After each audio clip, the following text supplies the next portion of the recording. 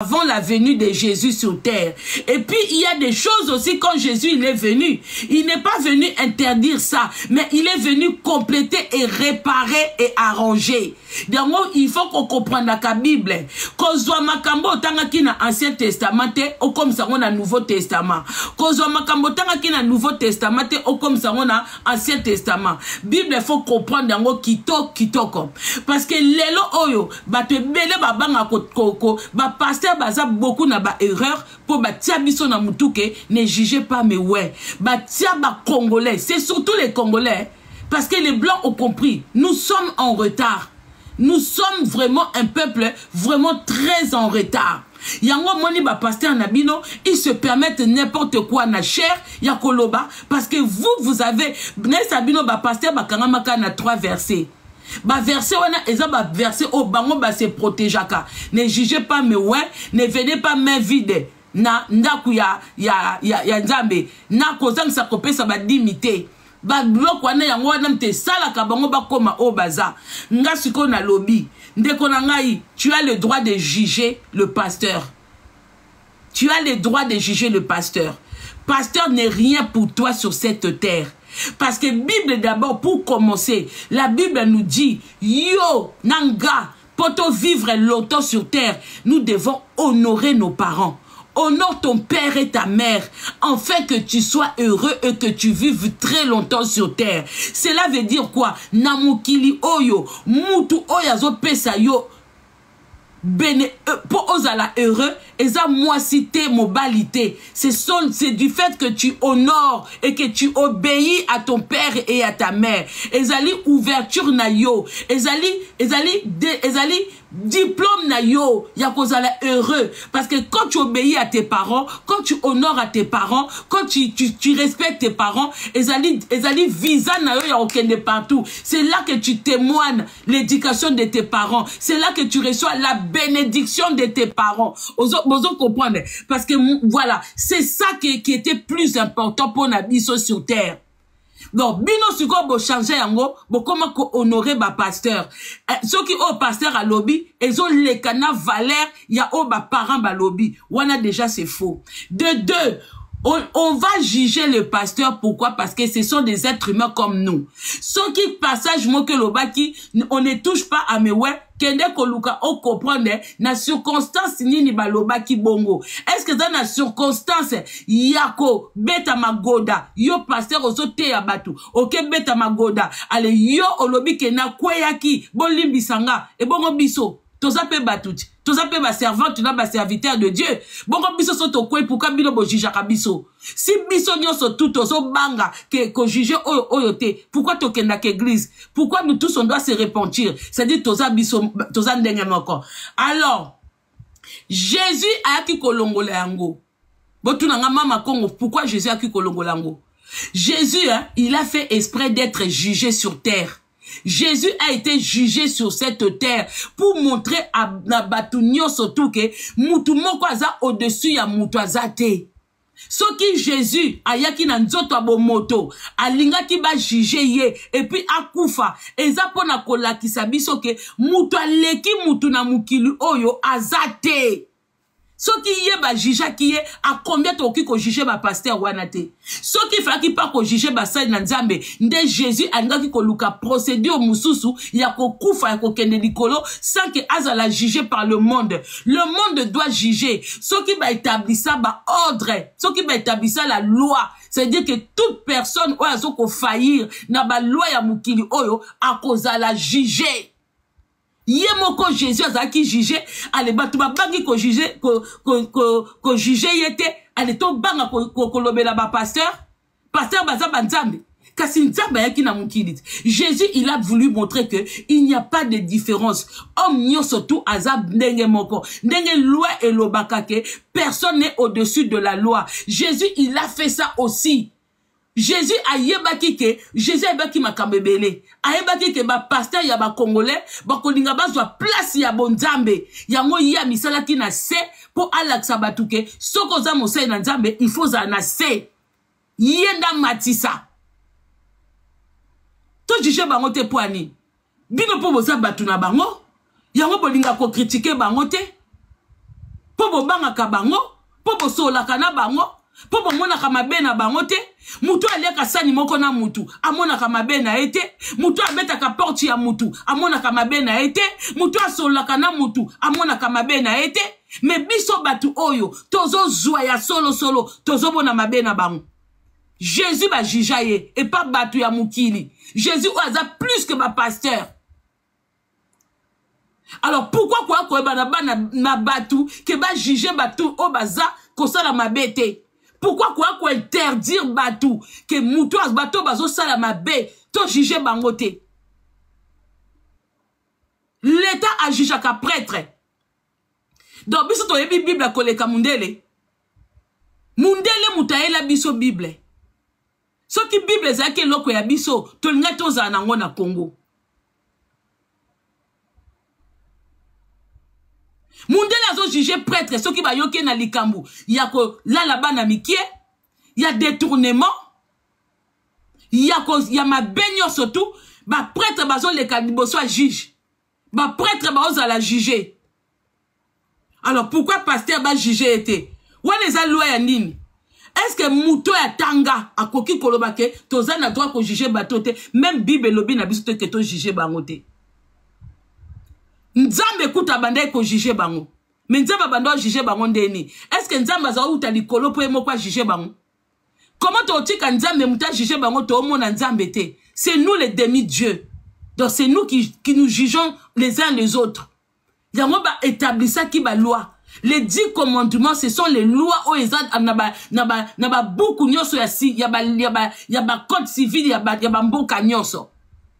Et ça pona kola ki sabatu comment ko tambola. Moïse il était dans les 10 commandements.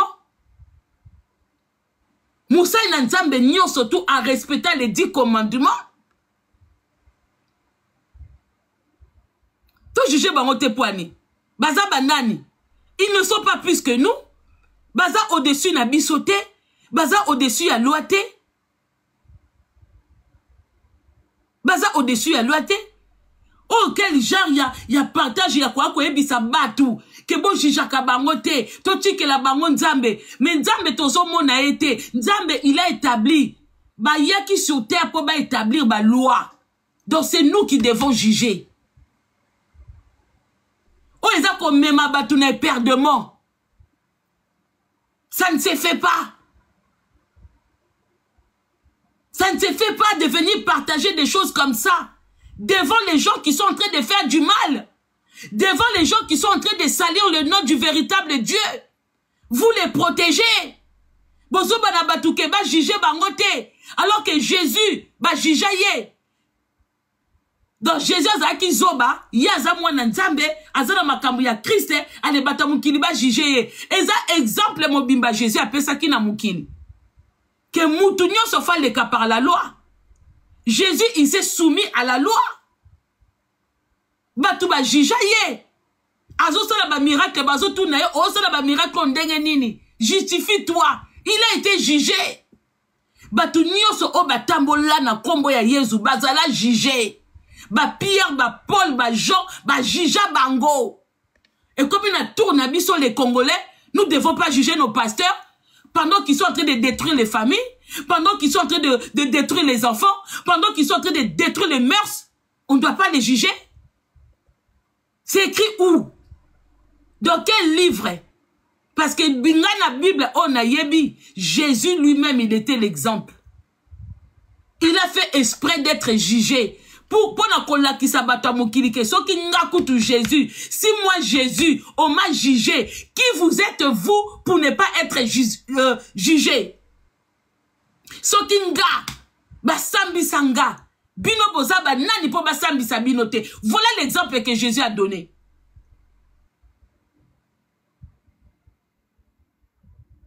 Voilà l'exemple que Jésus a donné. On nous a beaucoup menti. On nous a beaucoup endormis.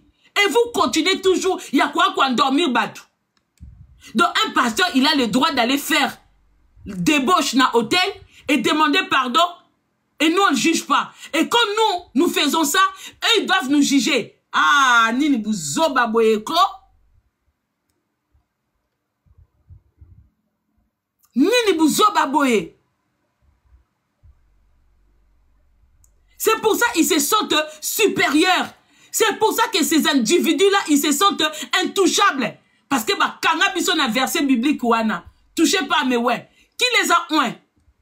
Ce n'est pas un homme physique. Hein, ko ondra mo bilo bokasareza nini. Osombi ba huile d'olive oye komi boakela na mutu. Même ngala koko ondra mutu. Lobi pa lobi que oui, na devenir pasteur parce que mama konga boakelenga mafuta ya huile d'olive. Ko ondra mo eza nan. Est-ce que nzambe mta ondra kabango? Ou eza bato mukili? Alors ceux qui besoin ouin par bato mukili, to juger bango peka na mukili parce que ils sont de ce monde. Ba lalaka na basi, ba sumbaka, ba petaka, ba liaka, ba rotaka. On va les juger. Toro juger bango ba miyibi.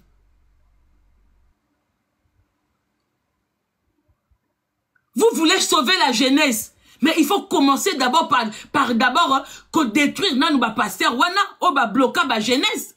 Ils ont bloqué beaucoup de parents pour ne plus prendre soin de la jeunesse. Ya banana bango. Un parent qui va à l'église 4 fois dans la journée, 4, 5, 8 fois dans la semaine, 1000 fois dans le mois.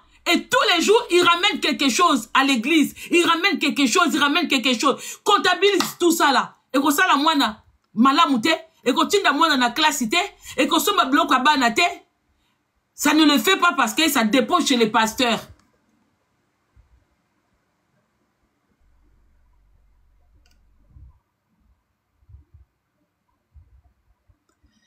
Mutuma zo sa buzo ba ah mais na mona sika ba bloquer lenga été.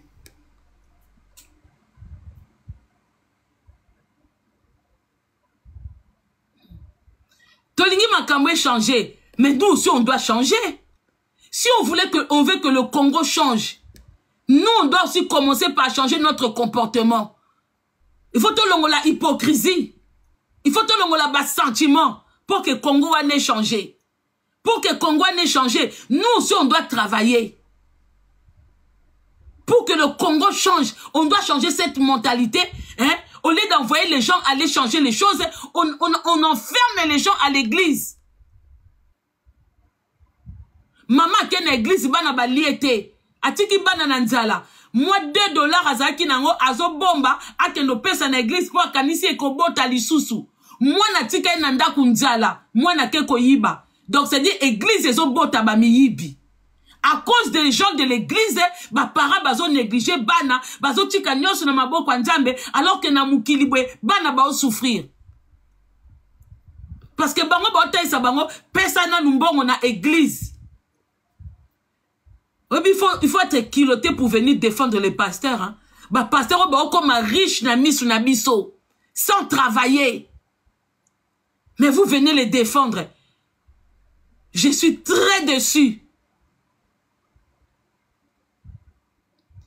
Quelqu'un devient riche après avoir travaillé durement. Après avoir travaillé très durement. On ne devient pas riche parce que les gens viennent à l'église, donnent de l'argent. On ne devient pas riche comme ça. Quelqu'un a bloqué ma soeur ici. Quelqu'un a bloqué ma soeur dans le live. C'est où je peux trouver quelqu'un, les gens bloqués.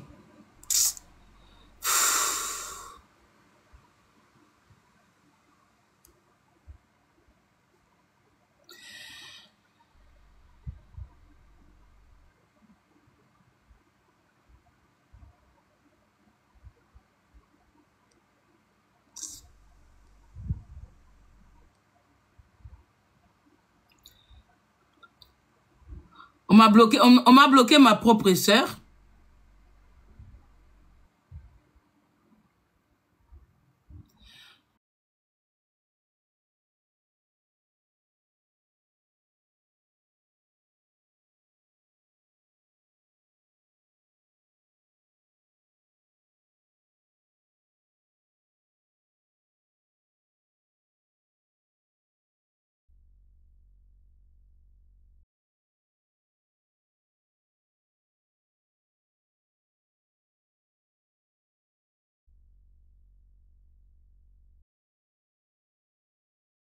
makambo des fois ya banine oyo. Attendez, excusez-moi, hein, je dois débloquer ma soeur.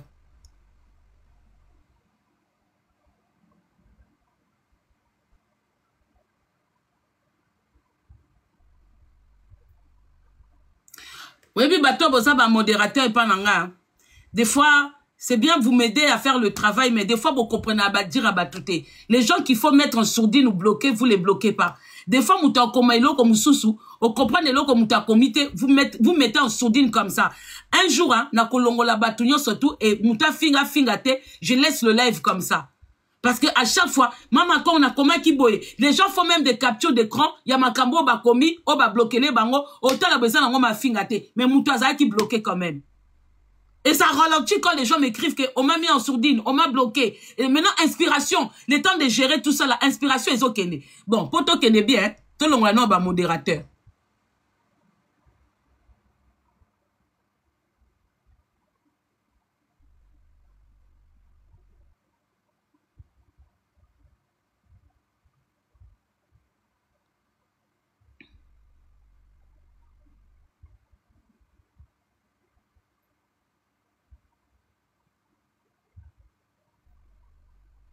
Voilà, j'en laisse que 2. Voilà, on enlève les modérateurs, comme ça au moins on est tranquille. C'est bon la famille. Donc la famille, on a beaucoup été, même les intelligents. Ces gens-là, ils sont très forts. Au moins on a moutaza pendant intelligent, diplômé, mais dans quatre églises, bah on saï. Au moins on a pendant que moutaza mayele, ayebi ko réfléchir. Mais ce qu'a qu'une église, leur façon, il y a qu'à développer la Bible. Leur façon, il y a qu'à verset. Il y a qu'à chapitre 9 verset. Et le bien, l'eau comme sousou. Bango, bah, que le bien, l'eau comme sousou. Au moins, on a écouté ici, moutou doute. Mouta comme il kansake. Oh, bango, bah, l'eau, bah, eza solo. Non, moi, je suis pas d'accord. Et je viens, je le dis tout haut. On doit les juger parce que aucun être humain est supérieur à l'autre dans ce monde. Et Jésus l'a prouvé. Ce que Jésus a dit que tia mutu azala supérieur ya mutu. Jésus a dit que le kana jugementé. A dit que luka solution mususu pour ye azonga likolo. Mais ce que azonga ki likolo par jugement, cela veut dire que tout homme est identique. On est tous égaux, pardon. On est tous égaux. Ozala mutambongo, ozala pauvre, ozala métis, ozala mundele, ozala mwindu, ozala mukuse, moulaï, munene, mukie, bibiel ou non bibiel. Devant la loi, nous sommes tous égaux. Tu fais une bêtise, tu dois payer. Même pour Nzambe, rien n'est impuni. Rien n'est impuni. Ton sabino ke ba pasteur ba kangama na 3 versets oyo pour na kokomisa batu bataba be. Bamboua, bah wou, wou, wou. Qui vous a dit qu'on ne doit pas les juger? Donc c'est dire qu'un pasteur est capable d'abomi Moutouna Tongo, à Sengi pardon, Zambabi, oui, comme Azam Moutounanga. Maintenant, on n'est pas au paradis ici. Hein. Allô? Ici, on a le droit de juger. Ici, on ne parle pas du spirituel. On est dans un monde physique où tu fais quelque chose et on te juge. Vu en plus Jésus il ne s'est pas comporté, il s'est adapté à s'adapter à mukilo yo yango na atika kiba kangaye. Il n'a pas montré oh asali makelele et tout ça, non, atika ki loi et sala makamnango ce qui ba kolobaye et puis il a fait exprès que ba condamner pour montrer aux gens que la condamnation existe, que ozala mutanzambe ou pas. Dès lors, il y a condamné. Les apôtres ont trouvé ça normal. Les apôtres savaient que Jésus était capable de toutes sortes de miracles. Ils savaient de quoi Jésus était capable. Il va disparaître, il va se libérer. Mais il est allé jusqu'au bout pour Alaksabangoke, Namukili Oyo, on est tous égaux. Mais spirituellement, il faut apprendre à faire du bien. Quand on dit que on est de ce monde, mais nous sommes pas de nous sommes dans ce monde, mais nous vivons dans ce monde, mais nous sommes pas dans ce monde. Cela veut dire que quand tu espères, que le monde en Zambé, et Tout ça va 10 commandements, c'est tout. Les 10 commandements, c'était pas seulement pour les peuples, hein, et pas Moïse. Hein. Moïse, il était à l'intérieur des 10 commandements. Et quand il a désobéi, bah tikiye, bah ninga va continuer. Azu punition naï. Mais bah pasteur ata bazu punition, bah continue à kokenanda kwa nzambe, bah continue à côté manager, parce que c'est eux le maître. Parce que c'est eux le maître. Église est comme monarchie ou je sais pas comment on a koko le bango. Moi ça zoteya, mobala zoteya, bana bazoteya. Hein? Est-ce que famille à Jésus n'y a ce teya? Famille à Jésus était là. Oh, moi je suis appelée. Ma mère est appelée. Ma femme est appelée. Qu'on croire, oui. Être appelée à te. Famille Mobimbate. Na désolé. Famille Mobimbate. Vous pouvez tous croire en Dieu. Mais à être appelé Libota Mobimbate. Non, mon amour capable congolais. Parce que si on a tali na Bible, na moni mutuni na ngote oyo, famille Mobimba Baza qui est appelée.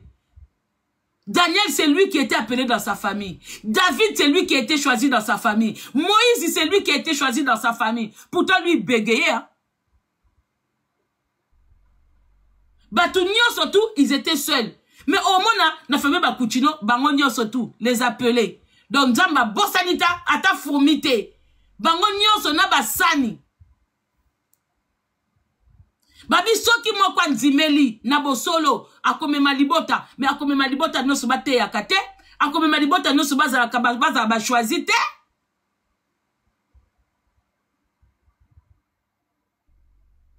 parce que eza cop ezali cop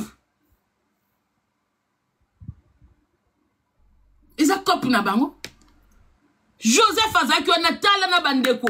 Mais il était le seul à être choisi. Et habite ici Libota. Quand on a choisi qu'on bixe Libota, il y que yope yakateya. Soko moni na Libota moko batutu bazoteya. Et ça kolukambongo. Loko swambongo. Bangi bakanga ba poste nyonso. Ba commission entreprise. Neti ba mamo langi. Ya zoteya. Leki azoteya. Ya mwasa azoteya. Mobile azoteya. Papa azoteya. Mama azoteya. Batu basali na mona nanga batu basali sa église Mobimba ba jeûne prière mais tala bango minene na minene o mona pena ke mutu asambela pa mama olangi azaki munene ba jeûne leki tellement belé mutu yemoko kutuko besoin ko sata régime te mutu akondi mais bango ba konda kate. Posez-vous la question ezandenga famille na bango. Famille na bino tabo abata minene soki bosala ka ba jeune beaucoup neza combat eza bobimi na jeune bokoti na jeune bobimi na jeune comment ba konda kate et lo comment ke konda na ate longi ya pamba et la saki ba uti na jeune et konda kate. Ça veut dire que ils vous disent des choses vous faites eux ils ne le font pas. Ba bomi bino nzala bango bazolia po bata minene ba supporter nzala te comment na bala mama langi ba koko fanda journée te sambalia wana lokuta luvunu. Baza okola ba awa, ba liaka tout le temps. Na cité, c'est la vérité. Mais bangwa na kaka, jeûne et prière. Même Jésus pas gêna bongote. Même Jésus pas gêna bongote.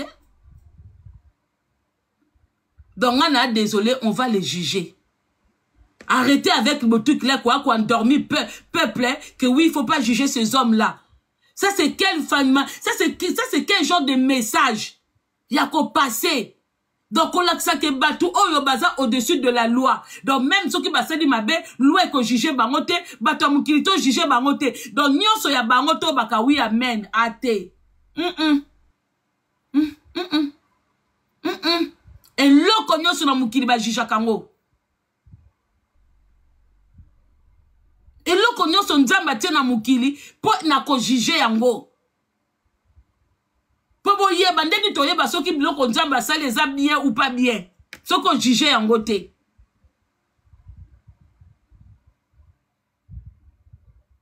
Mais botika bango ba finga. Notre ba modérateur c'est plus la peine.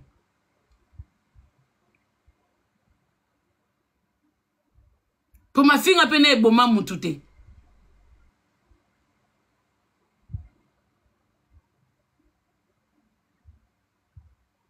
On ne peut pas passer ce genre de message que Ngai na nga ko juger ba pasteur te po Bible pekisa. Bible pekisi wapi?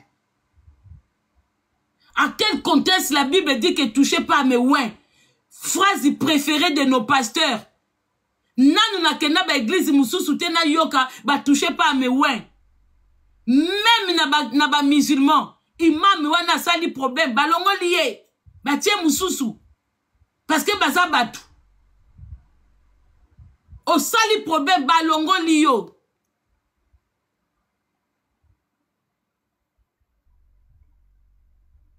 Eza makam oyo ba pasteur ya ba église de sommeil. Ils ont mis ça aux gens en tête. Pour nous affaiblir, pour avoir le pouvoir sur nous. Pour avoir la facilité de faire n'importe quoi que l'église ne puisse pas les juger. Ebele bazana makila. Ebele bazana monde ya Sodome et Gomorre. Ebele bazana na monde ya Muyibi. Déjà, ils n'ont pas le droit, il y a qu'on soit badi pour badim. C'est pas tout pasteur. Dim à l'heure d'aujourd'hui, c'est l'État qui doit récupérer les 10% de ton travail. Ce n'est pas n'importe qui, oh yo koko paie ça 10% de ton travail. Il monte. Jésus sur terre, il a pris les 10% de travail de qui? Bon, là, ça a un verset biblique qui dit, oh bomona, Jésus a zo tambola, naba apôtre, et comme il a fin du mois, azo récolté 10% na banda kwa batu. Boye bisangai, serviteur ya nzambe nini o bilo bomona, azo tambola na banda kwa batu, azo kobenga batu bo ko pesa 10% na bino, boloba. Parce que na minute ondeto vivaka lelo, ba pasteur wana baza mandaté te, ya kozwa 10% na bambongo na bino, ba ami yibi, 10% na yo lorsque tu travailles, ça doit revenir aux impôts, ça doit revenir à l'État. Parce que 10% na yo, ezo servir na yo, na environnement na yo.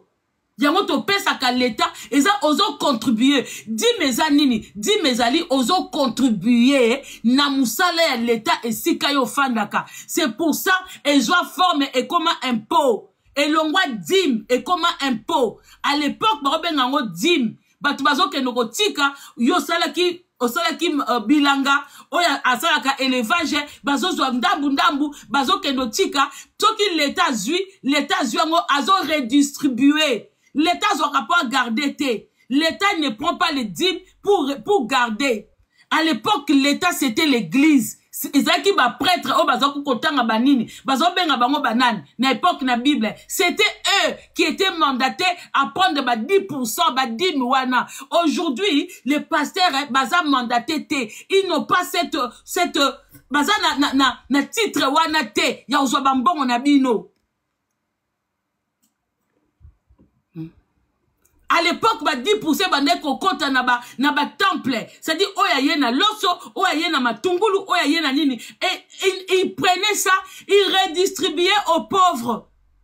Ils redistribuaient aux pauvres. Et puis, ils faisaient ça. Ce qu'on a dans le ciment, bazu, batongi, banzela, batongi, bandaku, batongi, banini. C'est-à-dire, tout ce que bango bazaki kozwa, et bandé kozonga na misala, y a ba village, y a ba mboka, et sika bazao fanda. Maintenant, dis-moi, yo 10% na yo, 10 na yo, oye, comme il est lo impôt. Ce qu'on a fait, ça n'a pas pasteur, ozo buka mibeko. Ozana, kozanga koyeba. Ce qu'on fait dans la poto et que tu travailles, ozo 10%, ozo paye ça paye à pasteur, ozo hors la loi. Selon la Bible, tu es hors la loi. Parce que 10% na yo, ça doit servir na communauté, na ville, na mboko ozo fanda. Donc tu dois les donner na l'État. Yango monaka l'État, à l'époque, c'est nous qui donnons. Maintenant, l'État, il vient plus attendre que nous donnons. L'État, quand tu travailles, il va chercher au travail. Pourquoi Jésus a témé là qui collecteur d'impôts? Parce que collecteur d'impôts, abanda qui qu'on soit pas, même pas bateau, pauvre. Azaki qu'on soit même pas bateau, bilanga et qualité et botimabe. C'est pour ça que babaki que bazaki ou bake asala ramusala bienté. Parce que impôt, on prend pas chez tout le monde. Toi, tu travailles pas, tu touches l'argent de l'État. Ozo kepe sa dîme. Mais yo, hors la parole. Osala kate, oleka mbongo ya bana, oleka kaf. Oliaka mbongo à CPS. Ozana Kinshasa. Osala kate. Bando kata musala. Mais ce que lingo que l'église. Msusu ozwa. Obi ke naba pasteur ango. Regardez c'est moi à quel point ba pasteur wana bazaka balokoso. Parce que beaucoup de gens, hein, bambongo ba pesra ba dîme. Ils savent que vous travaillez pas. Quand vous donnez la dîme et ceux qui va offrande naba nini wana, ils se posent pas la question que mbongo wane utara wapi. Et ils s'en foutent. Ils veulent seulement bopé sa bango. Provenance ya bambongo wana, bazana ngo besoin te. Et ça zaki mbongo a kindumba.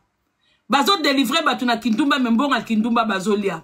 Bazo délivrer batuna muyibi mbongo a muyibi soke kochi wana bazolia. Bazo ba diambe za kamabe me batu bateka ka diamba baka kokote église ba pesi bango mbongo bazui. Donc c'est dit que matea o bango ba ote na ba mbongo bazwaka et kenda kanzela moko te ba miyibi. Ce sont des voleurs. Ce sont des voleurs.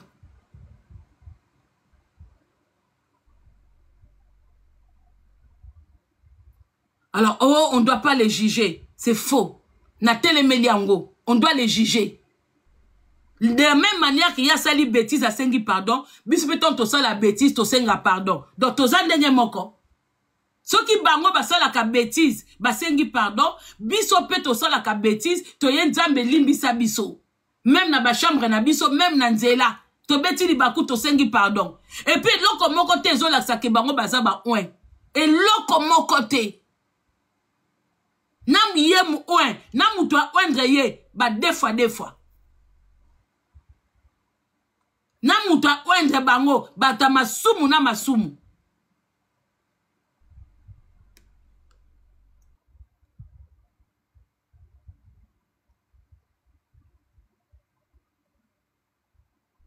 Ba ouen nini?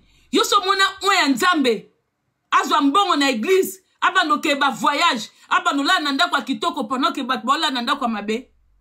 Yo mona ki Jésus alala ki nanda kwa kitoko atiki batu ba souffrir nanda kwa mabe. Hein? Bon mona ki Jésus. On doit les reconnaître na comportement Jésus. Mais bango baza na comportement Jésus te. Et bozo benge la biso bango ba ouais. Batu bazo la nanda kwa kitoko pendant que ba shege baza tale belé na nzela. Batu ba lekaka bazu ba voiture na bango ya luxe. Na ba garde du corps, na ba chauffeur, na ba na misala, bazo ko accompagner bango na ba valise na bango na aéroport. Nzela ba shege na ba shege, ba sans domicile fixe, ba bana mike ba olela libanda, bango bazo leka. Hein? Bazo leka. Wane za comportement ba ouin. Ah, tu sais qu'il faut te revoir ba ouin, hein? Il faut vraiment te revoir penza ba ouin. Comment na ba Marcelo, ba Bostra, ba toi na tout. Ils ont les comportements de ouin. Tant yozo fongo la Bible na yo, ozota la ouin, otalipe Bostra, olobi oui ça c'est le ouin. Donc biso ba ouinte. Ba monde ba ouin. Ça tout biso toi même na comportement ba ouin koleka bango parce que biso to supporta comment na passe na nzela te. To supporta comment na passe na ba famille na biso te. Ba mbongo o bango ba rekotaka, ils peuvent motiver la population. Bande ko boaba na commune nini. O to aba na Kingasani, ababi lubulu moko esalami kuna. Allez, botia bambongo, bana koto, bana mjili, totia bambongo, allez, lobby, namona batata misala, ba jeune, o bozala makasi, toke kanga libulu. Ah, ils peuvent le faire.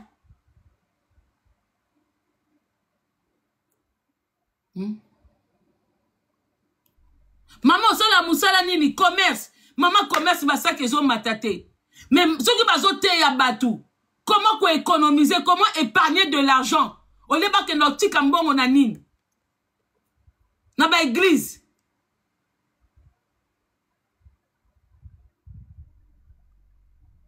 Neti na milito comment na vaseline aza ouin mutaye bon lamba bon lia na koyate bazo benganga toza na matière na yo bon lamba na koyate wane za ouin hein eza ouin penza quoi.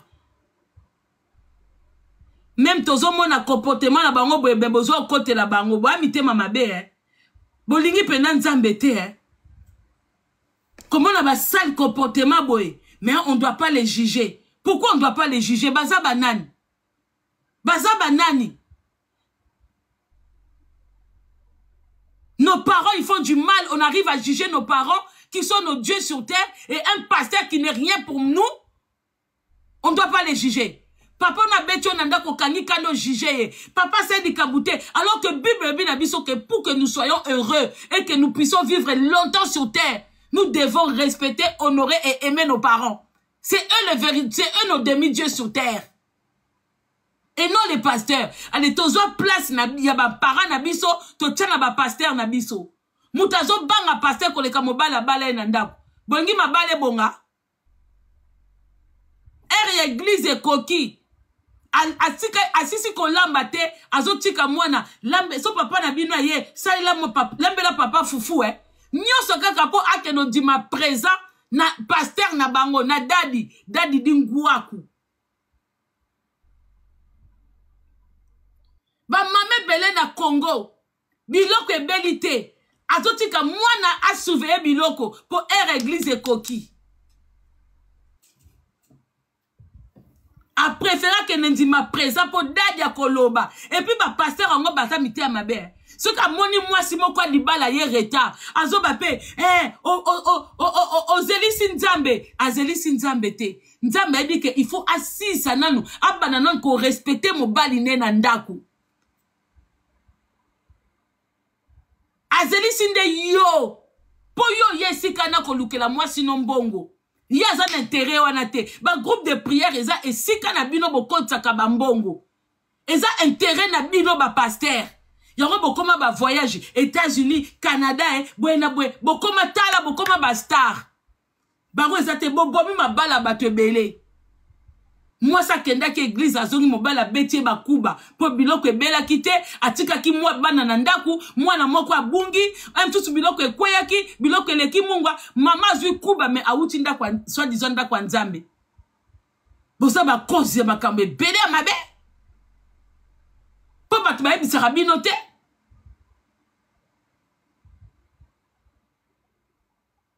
bato bayebisaka bino te.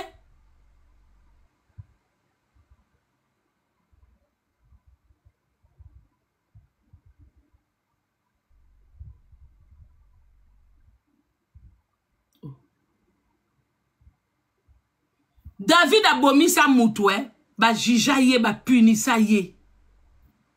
Ba punisa ye ya makasi, ya koleka. Il a été sévèrement puni. Allez, aujourd'hui, les pasteurs, ils sont impunis. Parce que bango ba banane. Ba pasteur bazanga message. Moutou nyonso akutana na nzambe, azana message na ye. Mais kaka ba pasteur na bino ya lelo bazanga ba message na bango Bible kaka siko ba landela pe Bible wanati basala makambo ya biet ba pasteur ya hypocrite makambo bena sima mais liboso bomona bango ngana eseki bokoko momona bango awa na ebisa ki bino bokomona makambo ndosa na chair oh et ba sala kango déjà mais tellement on était endormi on ne voyait pas siko ba miso batebele fongwami to bando seka batebele na chair hein? Bon, moi, je kalamba nda bimi na poisa. Aye ko régler ba faire na. Bango nyo surtout règlement d'affaires kaka na cher. Donc yo tata mobimba mama mobimbo longwe na ndaku na yo. Oyepo oyo ka parole nzambe, mais mutu azot robetelo li solo ya koswana na mama bana na ye, na ba ex na bango, koswana na ba to réseaux sociaux, nyo surtout wana kaka na cher. Après ozonga na ndaku no lobi na uti église. Après to bimi na église, obi na uti sambela. Mais vous blaguez avec les gens. Yango Congo ne bonga te faut et continuer bongo. Hein? Congo ne bonga te. Congo église ozo 40 minutes ya robeta masolo ya vanité. Ya salité ko le ka parole ya nzambe. Donc esika ka ba makambo nzambe, esika ka ba o mélanger nyonso. Esprit nzambe zawana. Nanya ngopena kokozwa esprit anzebe abando baba bêtise bolamba bolia na koyate bolamba talo pele mami watana koyate donc nzambe mutalobi yango vika temi na chere eza maloba ya nzambe donc nzambe na bangwaza na bassesse bozo sopana me bozo yebate ngana bando juger bino kaka ata na finga mindenge nini ngapona ngaboza il faut to juger kabino parce que Jésus a été jugé donc on va vous juger. Bolinga, te toko bando juger bino, parce que nous sommes tous égaux. Devant la loi, devant les hommes, nous sommes tous égaux. Moutoua leki, moutoua zate. Tozu exemple, on pas Jésus. Pour battre ma kanisa qui t'a mou Jésus a koye, Aza le maître de plus, le maître. Mais il est venu dans la simplicité. C'est pour ça que les gens ne l'ont pas cru. Parce que Batouazao c'est l'homme puissant moko, Batouazao c'est l'homme moko riche, yango bozana bino na comportement à Jésus te. Parce que vous courez après l'argent de ce monde. Bino ba faux pasteur o ba kuku dendo, ba paam buku. Bozo luka richesse ya mukili. Jésus il a voulu faire la différence. Ayaki loko la mutu moko simple. Abotami kutu na famille, ya ceux qui a forgeron, ceux qui a nanye. Et les gens ont eu du mal. Mais Bino Kara, tande boza ba grand. Tande boza ba grand. Les gens ont eu du mal à croire que c'était lui le Messie. Parce que François Yela qui na Mukili, il s'attendait pas à voir une personne comme ça. Kaka yo mono botama qui na famille pas Joseph Awa. Yom tolo ba yo Messie. Oui. Un homme de Dieu doit être comme ça. Le plus simple possible. Le plus simple possible. C'est comme ça la différence de ce monde. La différence on Nzamba lobi ke bozana mukilo mais bokoki ko se comporter ndeti bata mukilo te ezali simplicité. Bino bo commencer au komi pasteur ndakwa kitoko voiture kitoko bolingi ba matalana. Boyaka na église on dirait ba roi, ba président au compte en assemblée. Bokota comme simple batouté. Il faut pas acclamer bino, il faut boter ma liboso, na ba kiti ya ba danger. T'as la différence. Dieu ne fait pas la différence dans l'église. Dans l'église, il n'y a pas de différence. Mais t'as la bien de bossa la différence. Dans ce mouta continue l'église, il faut remarquer mou continue so yeyo. Oh ba disciple na ye. Donc bino bo koma ba Jésus, na ba disciple na bino. To juger bino te po bino banane. Bino banane. Vous ne comprenez même pas que pourquoi Jésus a voulu être jugé par les hommes. Besoin ka Bible, bon bombi, bon aveuglé batou. Bon te ka Bible te. Bible ko te ba famille na biso, ba makamba mabota na biso, ba mabala na biso. Besoin vrai et Bible bo bomba. Ce que Jésus, il est venu sur terre simple comme bonjour. Il n'a pas eu de belle maison. Il n'a pas créé d'église pour Akangabatousi comme mon côté. Parce qu'on ne doit pas rester enfermé. L'enfermement, ce n'est pas bon. Il faut sortir. Mais binobo kanga ba pate. Donc, histoire koutou yaba potre na katia grotte. Bo yebi même pas signification nango. Bote ya batute, bote ya kakao, baba ki base la Saint-Esprit. Ça n'a rien à voir avec le Saint-Esprit. Vous êtes ensemble. Bon, kolisi liloba, maintenant sortez. Allez-y à votre tour. Moutuna mouta kende gauche, droite, devant, au nord, sud. Bino pe fubo bimisa batu ya ba église na bino. Bo bimisa bango po ba kende. Vous n'avez pas le droit de retenir les gens à l'église. Yalo ko la mwana mukie, on laisse rabango ba poto tous les jours. Yango ba tata mi bimba wana, ba komela bino ba tababe. Parce que na ba âge na bango ba koko fana te ba okamate na bino. Et si ba yoki deje belé. Bango pe ba kete na ba quartier na bango, na ba balaba na bango, na misala na bango. Foko bimisa. Vous n'avez pas le droit de faire les églises fermées. Dieu n'avait pas besoin de ça. Nzamba sala ba temple pourquoi? Pour quand les gens voyagent. Moutoussou azo voyager, azan a besoin que nous remercier. C'est l'endroit pour remercier Dieu. Et ça, endroit où lingi moko, au voyager dans mboka moko, au luki intimité pour au solana nzambe, dans un lieu pur. Yango basala ba église, ba temple. Basala ba église, c'était que opo moutoua kende kandenga lingi. Et ça que ozo voyager, ozo tambola, au moni moment moko, au luki intimité. Mais bino ba église, na bino ezaka pureté. Pour ebele ba église, na bino ezaka ba salle de fête. Et ça pureté, et ça très sale pour Nzambe. Neti kuku dendo, ba fête les kakakuni à modèle. Église de la salité. Et la salité ma casse. Yom tokomi comme prophète. Olingo tunanga keso apena sûr que ngana tika yo po muta commission prophète na yebi ete bomi comme ça ba prophète binomoko ba prophétie bozwa kana yebisi ke utakate ale ngana matisi opposer nga question yo prophète siko opposer nga question na ndeni soki oza prophète que yo nzamba sola kana otongo midi pourquoi Po bolingi ba titre. Bolingi ba titre. Donc kombo o ba botela bino. Mais ba jamba zaki na ba kombo na bango, ba tika na ba kombo na bango. Pour la changer ki ba tika na ba